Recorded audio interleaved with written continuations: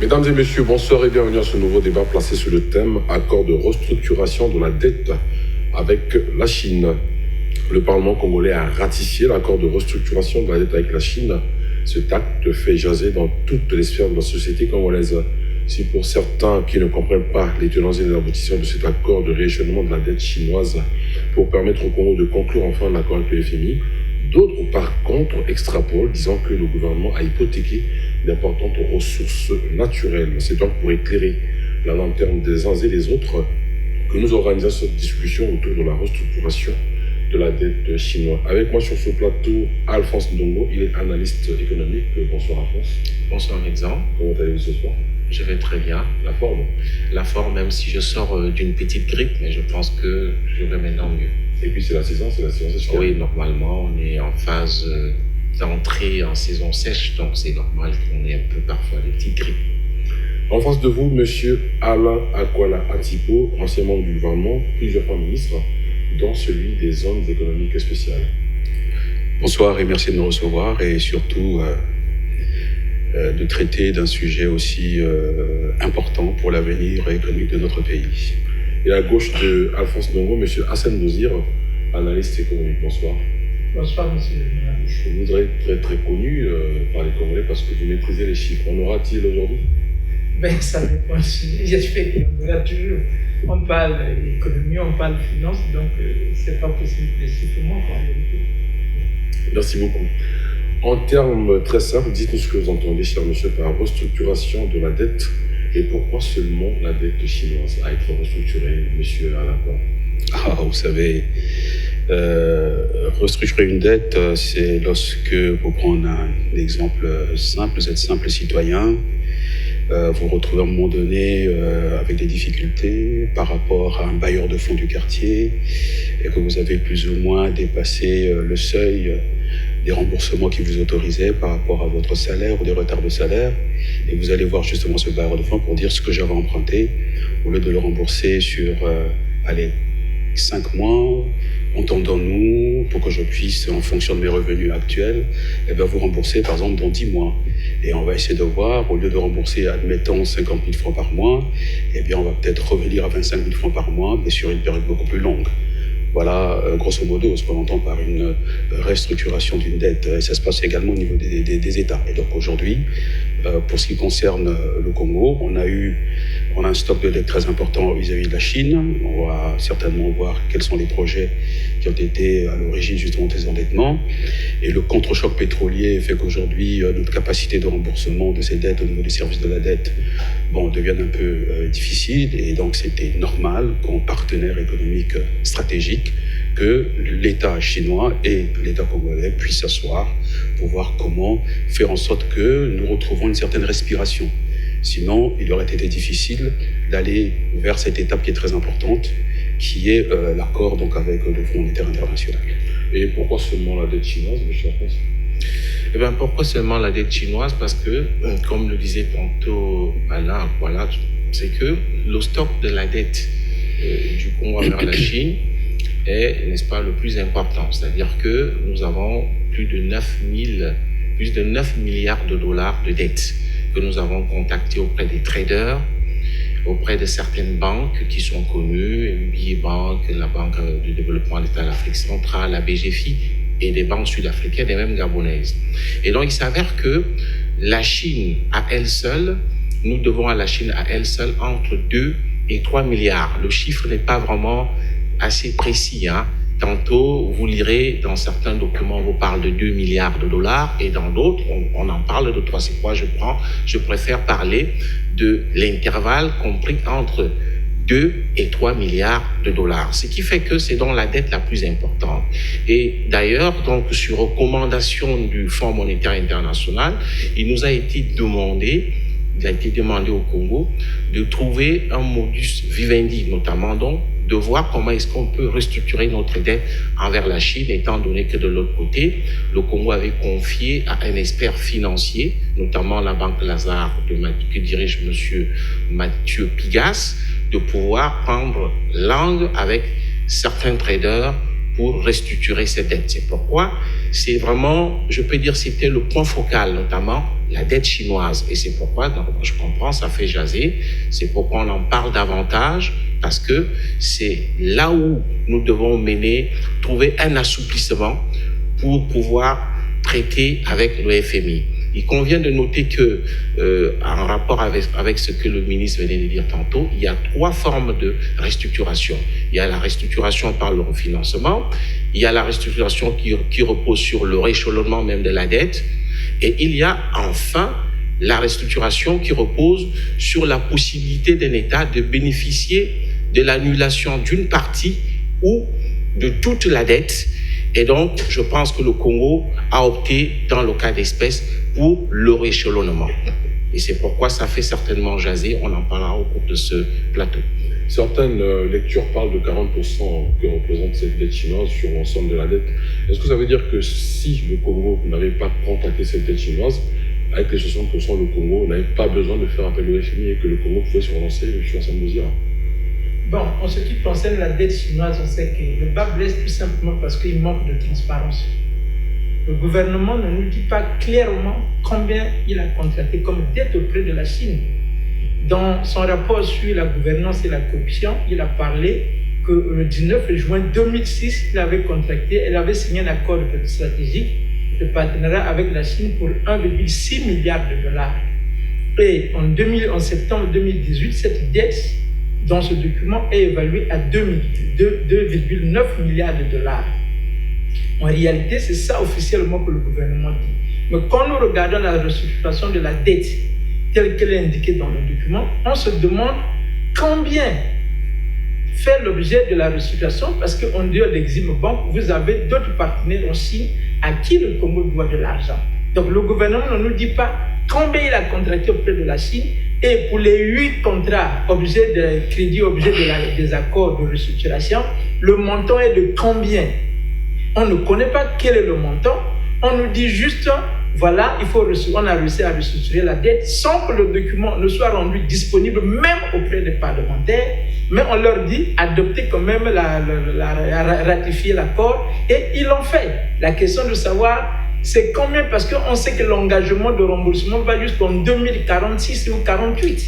Alors quand on contracte une dette pour rembourser jusqu'en 2048, on se dit à quoi ça sert d'aller prendre de l'argent si c'est pour investir dans des projets qui vont faire que d'abord les projets ne sont pas viables, on va le démontrer tout à l'heure, et que le remboursement aille jusqu'en 2048. Ça veut dire qu'on laisse aux générations qui vont venir, certainement nous ne serons plus là pour beaucoup, et que ces enfants qui vont venir, le développement va être annihilé, inhibé à cause du service de la dette qui prendra assez d'argent pour rembourser. Parce que vous savez que quand un pays a contracté une dette et que cette dette n'a pas été utile pour le développement, ça devient une charge qui empêche le développement, parce que les investissements sont ralentis à cause de ce que le service de la dette prend. Déjà, nous, on n'arrive pas à gérer cette dette parce qu'elle est insoutenable. En réalité, quand on analyse bien, la dette chinoise n'est pas insoutenable, en réalité. Parce qu'ils nous avaient accordé un crédit, d'après les documents officiels, au taux concessionnaire de 0,25% au départ, sur une période de 20 ans avec un différé de 5 ans. Donc, avec tout ça, la dette était gérable. Mais hélas, le gouvernement s'est engagé au même moment à aller prendre l'argent chez les traders. Et d'ailleurs, la FMI exige, d'après la volonté du gouvernement, que les contrats de préfinancement réalisés, engagés par la SNPC soient transmis au Parlement au plus tard le 31 mai, donc dans quelques jours. Et il faut que tous ces accords de préfinancement avec les traders et autres soient transmis au Parlement. Et en dehors de ça, il faut que le rapport sur les grands travaux de 2014 à 2017 soit transmis au Parlement. Donc, tous ces éléments-là, s'ils ne sont pas rassemblés, même l'important de la restructuration de la dette risque d'être inutile si d'autres engagements ne sont pas respectés par le gouvernement pour qu'on aille à un accord avec les FMI. Mais je vous ai posé une question. Hormis les 40% de la dette chinoise, dans l'ensemble, est-ce que les 60%, pourquoi on n'en parle pas en fait? Est-ce que c'est pas important? Bon, le gros problème d'abord, c'est de savoir que cette dette n'est pas transparente. Les 60% il vient de parler de quelques banques, mais nous on sait que vous avez la Turquie, par exemple, avec qui le gouvernement a pris des engagements. Le ministre venait parler du Brésil. Le Brésil avec qui, par exemple, hier, le gouvernement a contracté des prêts. Vous avez d'autres pays, en Arabie Saoudite, ainsi de suite, le gouvernement a contracté des prêts, ça et là, que ce soit auprès des créanciers bilatéraux, auprès des créanciers commerciaux, auprès des créanciers bilatéraux, membres du club de Paris et non membres. Donc, devant cet imbroglio, où il n'y a pas de transparence, alors que le gouvernement a reconnu qu'en ce qui concerne la dette chinoise, il communique peu, il a pris l'engagement de rendre public des informations pour que la population soit informée de cela. Et à partir du moment où 40% de la dette est chinoise et que l'autre partie de la dette, on n'en parle pas, la vraie question c'est de savoir à quoi a servi d'abord la dette. Toute la question que je me pose aujourd'hui, c'est à quoi a servi la dette qui aujourd'hui commence à asphyxier l'économie congolaise ou bien empêche même le développement du pays. À quoi a servi cette dette? Tout à l'heure, nous allons regarder. Je prends l'exemple, par exemple, de la dette sur les projets que vous avez parlé. Vous allez voir dans la restructuration qu'on demande, on est allé prendre de l'argent pour construire un mémorial en Pila. Donc, vous avez construit un mémorial en Pila, c'est les générations futures qui doivent payer cette dette. À quoi pouvait servir un mémorial pour un développement? On a aussi construit les 1000 logements de Pila. À quoi servent ces logements? Justement, c'est les logements sociaux. Je pense que l'objet de la question en débat ce soir, c'est la restructuration de la dette. Ce n'est pas l'utilisation qui en a été faite. Peut-être qu'il y aura un deuxième plateau pour qu'on en parle. Moi, je retiens une chose, c'est que le gouvernement congolais, c'est vrai, s'est engagé auprès de la Chine, qui est un meilleur partenaire pour nous. Et il s'avère, peut-être que c'est une question qu'il faut aborder maintenant, il s'avère que le Congo, lorsque ça fait jaser dans les réseaux sociaux, lorsqu'on en parle notamment partout, c'est tout simplement parce que le Congo a un problème aujourd'hui. Le Congo a un précédent. Après avoir dissimulé, n'est-ce pas, une partie de sa dette, ça fait que le FMI ou bien les institutions de Bretton Woods deviennent un peu beaucoup plus regardantes lorsque le Congo, n'est-ce pas, annonce, n'est-ce pas, en Mondovision, que nous avons restructuré notre dette avec la Chine. Et un autre point, c'est qu'il ne faut pas oublier qu'il y a aussi déjà eu un précédent en Afrique avec le Mozambique, qui, n'est-ce pas, avait, dans le cas du Congo aussi, dans les mêmes cas, dissimulé une bonne partie de sa dette. Donc ça fait que les institutions de Bretton Woods deviennent, notamment le FMI devient très exigeant à l'égard du Congo. Mais il ne faut pas aussi oublier un autre précédent, je m'excuse de la tautologie, c'est que lorsque nous avons atteint le point d'achèvement en 2006, je n'ai pas la preuve en tant qu'analyste ou journaliste, mais on disait qu'il y avait un représentant du Fonds monétaire international chez nous qui nous aurait aidés. Bon, ce que je constate, c'est que ce monsieur a de petites affaires ici au Congo. Donc, toutes ces choses réunies ensemble font que le FMI exige un peu beaucoup plus de transparence. Et n'oubliez pas un fait, c'est que le Congo a engagé 2 experts financiers. Il y a M. Mathieu Pigas et il y a M. Dominique Strauss-Kahn. Bon, j'ai remarqué, sauf erreur de ma part, en regardant la télévision nationale qui nous a fait le relais de l'information, là, il y avait en première ligne, il n'y avait pas ceux qui sont chargés du comité technique, notamment le ministre Mabundu ou bien Lucien Bata. J'ai vu en première ligne le ministre Ganongo, certes, mais il y avait aussi Jean-Jacques Bouya. Et il n'y avait pas les experts français, donc aucun. Vous voyez, donc toutes ces choses, le monde financier fonctionne sur la base de certaines garanties, de certaines, n'est-ce pas, assurances. Et si on projette l'analyse sur le plan tout à fait mondial, il y a une guerre économique aujourd'hui entre la Chine et les États-Unis. Ça fait que le Congo, qui est engagé avec la Chine dans un cadre de partenariat stratégique, ça pose un problème. Et c'est pourquoi vous voyez tout ce qui circule sur le net. Moi, je ne peux pas authentifier les documents que j'ai reçus. Semble-t-il une lettre signée, conjointement signée par Strauss-Kahn et monsieur Mathieu Pigas, même si moi je mets cela en doute parce que quand je regarde, il y a beaucoup de coquilles dans cette lettre, cela donne l'impression qu'il y a eu quand même manipulation. Mais toujours est-il que, comme on dit, dans un kilo de mensonge, il y a quelques grammes de vérité. On peut bien se poser la question de savoir pourquoi est-ce que le gouvernement congolais n'a pas associé un de ses experts financiers à l'occasion de la signature de restructuration de la dette avec Exim Bank? C'est des questions qu'on est en droit de se poser. Monsieur le ministre, il y a eu le barrage de l'IUSO, il y a eu la route d'Olizy-Pointe-Noire, il y a eu le réseau d'induction d'eau potable. Je parle des projets, parmi les projets de cette dette. Et il y a eu également les zones économiques spéciales entre 2017 et 2014. Vous corrigerez si la date n'est pas juste. Est-ce que ce sont des projets fiables? Vous avez été à la tête, à la direction de ces zones économiques spéciales en tant que ministre. Bien, je comprends le réquisitoire de notre frère, mais si je me réfère à ce que le ministre Nganongo a dit à l'Assemblée nationale, notamment face à la Commission économie et finances, il a donné les chiffres. La dette qui fait l'objet justement de cet accord est environ 1,5 milliard de dollars. Et le stock concernant les 8 projets est environ 1,3 milliard. Et le reste, ce sont des projets qui ont été financés par des taux, des prêts préférentiels. Et il est clair que la situation est difficile, mais il faut y aller étape par étape. Le Fonds monétaire exigeait qu'il y ait une négociation transparente avec la Chine. Ces négociations transparentes a eu lieu. Mais ce n'est qu'une étape.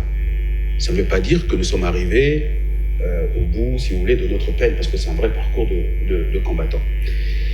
Les projets que vous avez cités, il faut se replacer dans le contexte du projet du président, du candidat qui envisageait la modernisation et l'industrialisation du Congo.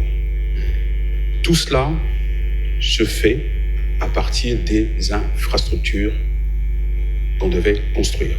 Et tout le monde sait que l'économie, c'est synonyme de circulation des hommes, des biens, des marchandises, des informations. Donc, il faut construire ces infrastructures.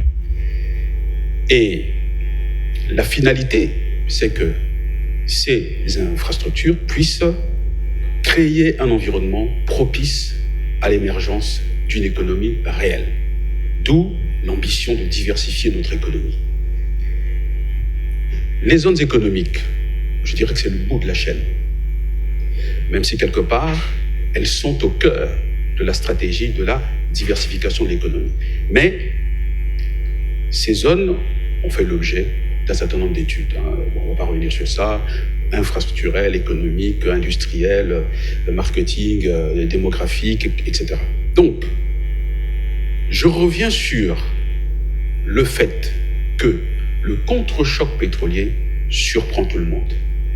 Au-delà des suspicions que nous pouvons avoir les uns les autres, le vrai problème de fond et qui est structurel à notre pays, c'est comment est-ce que notre pays a abordé la gouvernance économique et financière du Congo. Et ça, on peut faire un peu d'histoire économique. 82, on a dans ce pays une conférence sur les entreprises publiques, parce qu'à l'époque, sur le parti unique, on considérait que l'État, à travers ses entreprises publiques, était le fer de lance ou le démiurge du développement, mais elle battait déjà de l'aile. Le PCT de l'époque, dans sa réflexion économique, avait décidé qu'on fasse cette conférence.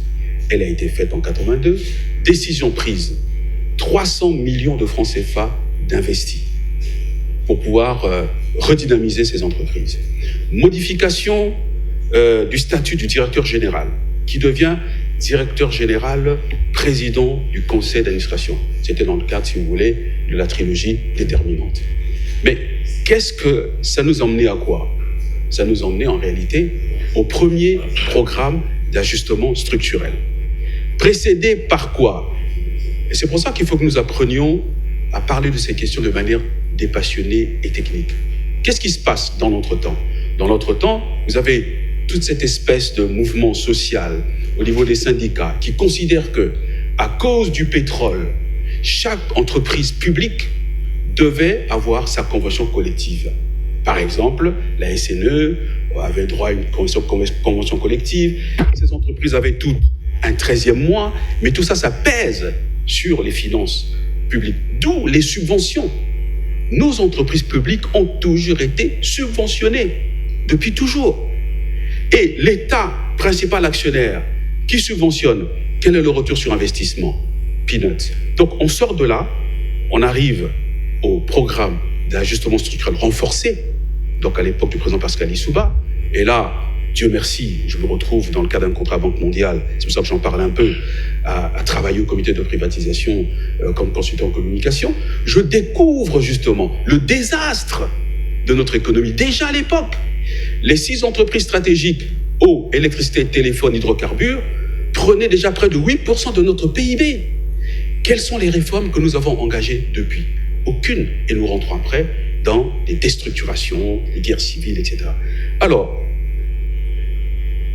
ce que nous pouvons analyser là, c'est que le bon comportement du baril du pétrole cachait en réalité ses faiblesses structurelles.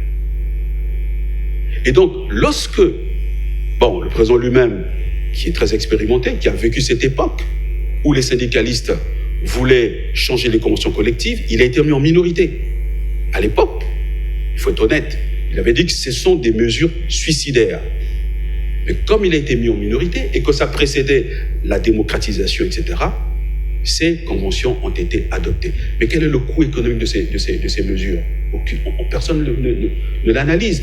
Mais en même temps, quelles leçons tirons-nous de notre culture? Pas forcément au niveau des ministres, mais au niveau des cadres. Il faut voir le comportement des cadres dans les entreprises et dans la vie de tous les jours. Donc, nous sommes partis sur cette lancée et nous arrivons à partir justement des années 2002-2009, où certainement anticipant qu'un jour le compte choc pétrolier arriverait, on décide de diversifier l'économie du pays. Mais non, moi, dans ma modeste mission, je me rends compte, à partir des études que nous avons réalisées à l'époque, que le contre-choc pétrolier devait arriver en 2014 et que nous avions entre 2009 et 2014 une fenêtre d'opportunité pour pouvoir jeter les bases de notre industrialisation. À partir de quoi? C'est-à-dire, les études qui ont été menées, construire des infrastructures qui allaient permettre aux investisseurs de venir s'installer et commencer justement à transformer toutes les chaînes de valeur qu'il y a dans notre pays, avec les conséquences qu'on a en termes d'emploi, de création de la richesse, etc. Le temps que le baril chute, il y aurait une espèce d'effet, d'ascenseur. Malheureusement, et c'est là que je rejoins notre ami, la qualité des investissements qui ont été réalisés n'ont pas été, a priori, pensés pour pouvoir permettre aux investisseurs de venir installer leurs industries. Et c'est là que nous devons, effectivement, tirer les leçons de cette réalité et en même temps changer le mindset, c'est-à-dire notre logiciel de pensée, et essayer d'attaquer ces négociations de manière commando. Et on n'a pas forcément besoin d'avoir des gens qui viennent de l'extérieur. Il y a une expertise locale, congolaise, qui peut, sur le plan, dans un esprit patriotique, faire face à cela.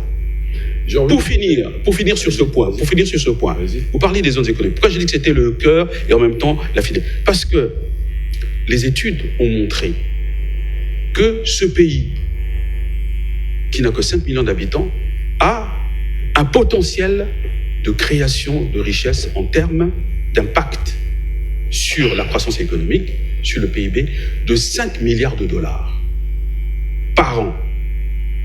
Alors, quand on voit le stock de notre dette et qu'on se dit, on a un potentiel, mais qui n'est pas véritablement, exploité, de 5 milliards de dollars par an. Mais il faut se mettre au travail.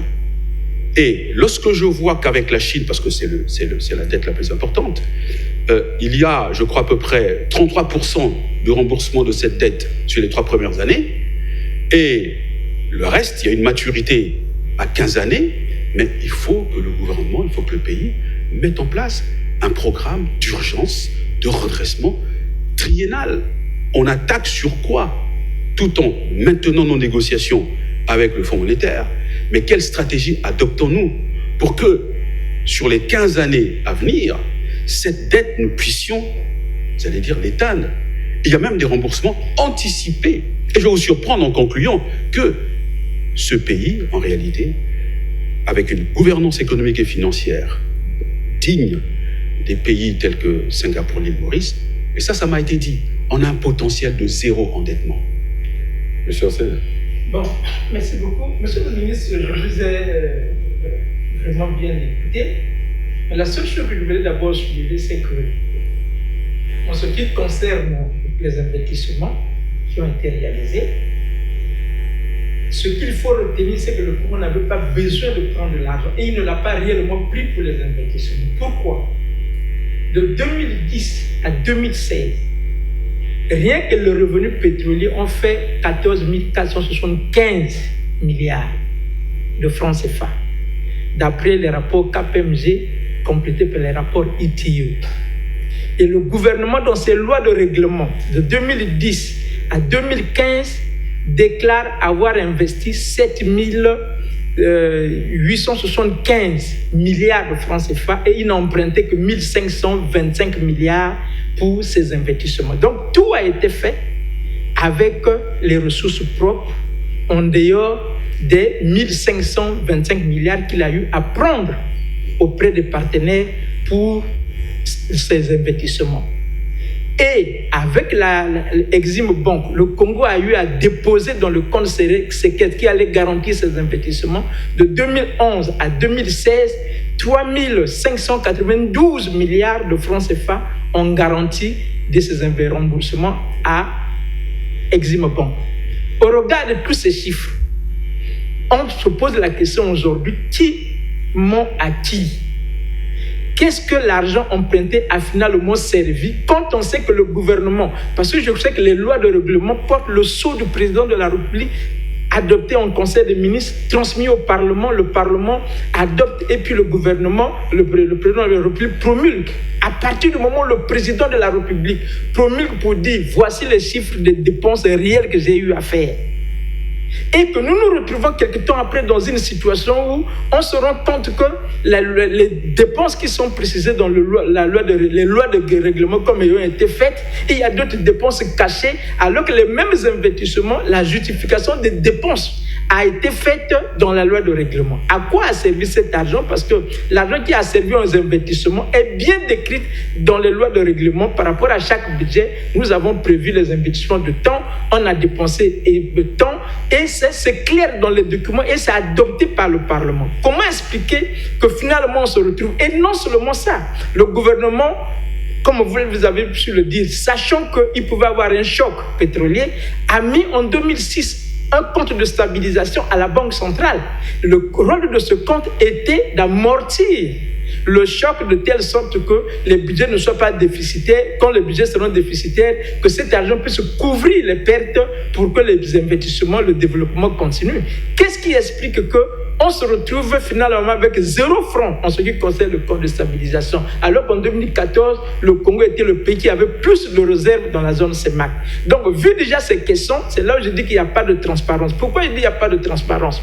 Le gouvernement, en juin, je crois, 2016, quand il a demandé la ratification de l'accord de crédit avec la banque turquoise, il a présenté un document avec des chiffres pour la construction du Centre international des affaires de Brazzaville. Le chiffre était de 197 millions de dollars. Ça équivaut à 100 et quelques milliards de francs CFA. S'il vous plaît, permettez que je vous dire ceci. Non, je vous dire ceci. Je vous ai laissé terminer. Je vous ai laissé terminer.